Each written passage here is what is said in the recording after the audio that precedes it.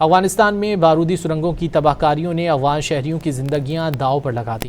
اقوام متحدہ کی رپورٹ کے مطابق ہر ماہ تقریباً 50 افراد بارودی سرنگوں سے ٹکرا کر ہلاک اور زخمی ہو جاتے ہیں۔ متاثرین میں 80% بچے ہیں۔ بارودی مواد اور سرنگوں سے ہونے والی ہلاکتوں اور زخمیوں میں افغانستان عالمی سطح پر تیسرے نمبر پر آ گیا۔ 30 لاکھ افراد ایسے علاقوں میں رہتے ہیں جو دھماکہ خیز مواد سے متاثرہ زمین کے 1 کلومیٹر کے اندر آتے ہیں۔ افغانستان میں بارودی سرنگوں کی تباہکاریوں نے افغان شہریوں کی زندگیاں داؤ پر لگا دی۔ اقوام متحدہ کی رپورٹ کے مطابق ہر ماہ تقریباً 50 افراد بارودی سرنگوں سے ٹکرا کر ہلاک اور زخمی ہو جاتے ہیں۔ متاثرین میں 80% بچے ہیں۔ بارودی مواد اور سرنگوں سے ہونے والی ہلاکتوں اور زخمیوں میں افغانستان عالمی سطح پر تیسرے نمبر پر آ گیا۔